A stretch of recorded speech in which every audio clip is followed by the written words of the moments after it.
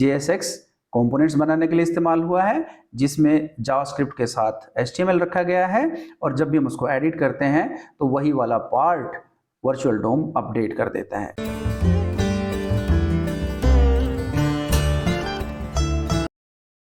और नमस्कार दोस्तों, इस वीडियो में हम लोग बात करेंगे JSX की। JSX रिएक्ट में कैसे काम करता है।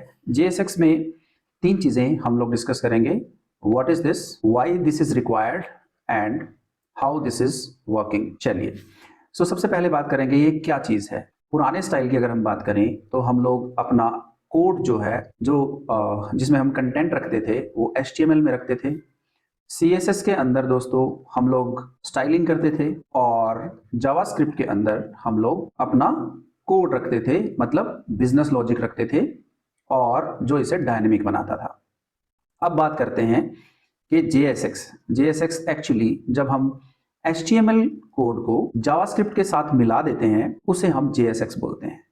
अब नए सिस्टम में जब रिएक्ट आया तो रिएक्ट ने क्या किया दोस्तों, जरा ध्यान से सुनते रहिएगा, सब समझ में आएगा JSX है क्या। अपने पेज को जब हम डेवलप कर रहे थे तो उस पेज के जितने भी कंपोनेंट्स थे, चाहे यहाँ पे कोई कार्ड था, या यहाँ पे नैव बार था, यहाँ पे दूसरा कोई फॉर्म हमारे पास था, पेज को कंपोनेंट्स में डिवाइड किया और इन सब कंपोनेंट्स को अलग अलग लिखा।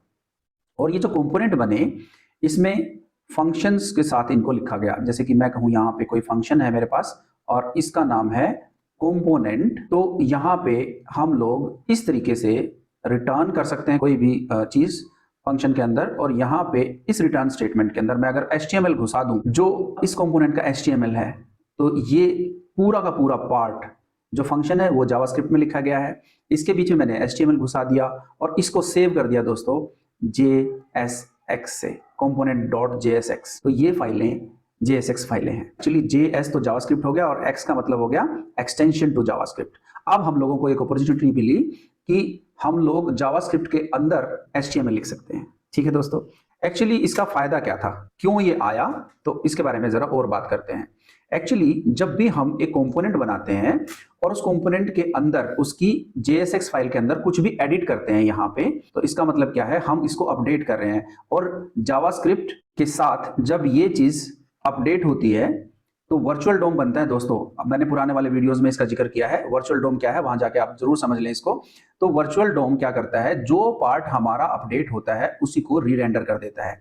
ये इसकी खूबसूरती है कि JSX कंपोनेंट्स बनाने के लिए इस्तेमाल हुआ है, जिसमें जावास्क्रिप्ट के साथ HTML रखा गया है, और जब भी हम उसको एडिट करते हैं तो वही वाला पार्ट वर्चुअल डोम अपडेट कर देता है। ये इसका यूसेज है। असल में रिएक्ट जो अंदरूनी तौर पे करती है वो ये करती है। रिएक्ट को और JSX को आपस में इंटरमिक्स मत कर लेना, एक कंफ्यूजन मत रख लेना कि रिएक्ट ही JSX है। रिएक्ट तो एक जावास्क्रिप्ट लाइब्रेरी है और JSX एक्चुअली एक मिक्स्ड ब्लेंड है, जिसको हम कह सकते हैं कि जावास्क्रिप्ट को और HTML को इकट्ठा कोड करके लिख दिया जाए तो हम उसको कहेंगे कि ये JSX हो गया। ठीक है, कई जगह मैंने पढ़ा कि लोग JSX को कह रहे हैं जावास्क्रिप्ट XML, लेकिन फिर हम लोगों ने जो रिएक्ट की ऑफिशियल वेबसाइट है वहां कंफर्म किया कि जावास्क्रिप्ट एक्सटेंशन है ये JSX। ठीक है, तो कंफ्यूजन ना रखें, अगर कोई इंटरव्यू में पूछता है तो आपको जावास्क्रिप्ट एक्सटेंशन बताना है।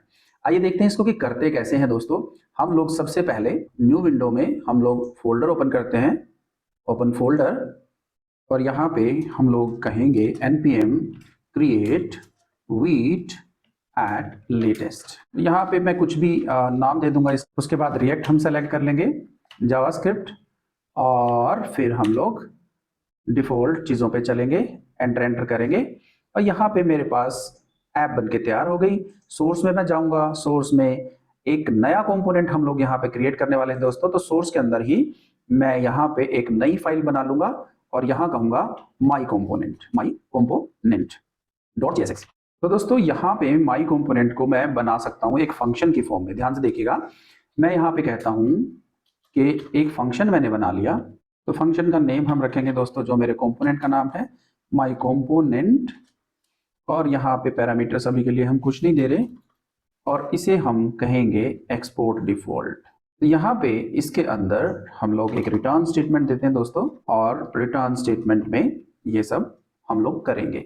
अब एक्चुअली मैं आपको इससे पहले एक HTML फाइल बना के दिखाता हूँ, any.html। इसके अंदर बॉयलर प्लेट ले लेते हैं, और बॉयलर प्लेट के अंदर हम लोग बॉडी में कहेंगे कि H1, यहाँ कहेंगे my list to do today, और यहाँ पे हम कुछ यूएल ले लेते हैं दोस्तों, जिसमें li ले लेते हैं और 3 उसमें वर्क ले लेते हैं, एक्सरसाइज, देन कहेंगे कि भाई मुझे मंदिर जाना है, और लास्ट में हम कहेंगे कि वीडियो बनाना है। चलिए वीडियो मेकिंग, और इसको अगर मैं रन करूं तो ये मेरा हो गया रन, और ये चीजें इस तरीके से आ गई। देखिए दोस्तों, अब हम बात करते हैं कि मैंने जो मेरा कंपोनेंट लिया था, ये पूरा जावास्क्रिप्ट है मेरे पास, और इसके अंदर जो मैंने HTML लिखी है उसको अगर मैं यहां घुसा दूं तो क्या ये हो सकता है? बिल्कुल हो सकता है, हमने अभी तो बताया JSX बोलते हैं इसे। हो गया। अब इसके अपने कुछ रूल्स हैं, उनको जरा देख लेते हैं। सबसे पहले आपको एक रूल है कि भाई जितना भी JSX के अंदर कंपोनेंट है वो एक ही कंपोनेंट रिटर्न कर सकता है, HTML टैग एक ही रिटर्न कर सकता है, एक ही रूट होना चाहिए। तो हम इसको सबको div में ले लेते हैं। ठीक है, समझ में आ गया? होप आपको अच्छे से समझ में आ गया होगा। आपने जब div में लिया तो कोई एरर नहीं रही। अगर आप div को डिलीट कर देते हैं तो ये कहेगा कि भाई नहीं, multiple elements are not allowed. तो हम इसको div में ले लेते हैं दोस्तों। अगर आप इसको div में नहीं लेना चाहते, मल्टीपल divs नहीं बनाना चाहते, तो आप div को खत्म कीजिए, इन ब्रैकेट्स में ले लीजिए, ठीक है ना। तो इसको हम कहते हैं फ्रेगमेंट। पहला रूल ये है JSX के लिए कि आपको JSX जो लेनी है वो एक ही कंपोनेंट में लेनी है, मतलब रूट कंपोनेंट एक ही होगा। नंबर 2, अगर हम यहाँ पे देखें, मैं एक इमेज ले लेता हूं दोस्तों, इमेज टैग मैंने ले लिया।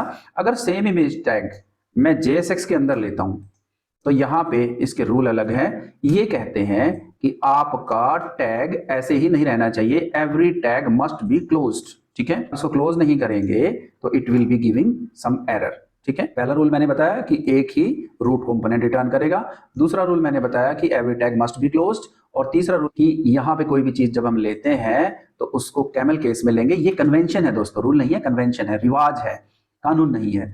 तो क्लास नेम जैसे हम लेते हैं तो नेम का n इसने अपने आप से ही बड़ा कर दिया। आप भी इसी तरीके से कैमल केस कन्वेंशंस में बिलीव करिएगा और इन्हीं को लीजिएगा। तो दोस्तों, होप आपको अच्छे से ये समझ में आ गया होगा कि क्या है JSX और क्यों इसकी जरूरत पड़ी। अब इसको एक बार मैं आपको बता देता हूं कि किस तरीके से इसको आप अपनी ऐप में इस्तेमाल कर सकते हैं। मैं इसको रन कर लेता हूं। CD माई ऐप के अंदर हम लोग जाएंगे, npm run dev करेंगे और मेरी ऐप रन हो जाएगी कुछ इस तरीके से। ये अभी के लिए बेसिक इसका स्ट्रक्चर है, क्योंकि आप जानते हैं कि मेन सबसे पहले कॉल होता है, मेन के बाद ऐप पार्ट कॉल होता है, और जो भी ऐप में पड़ा है वही सब रन होगा।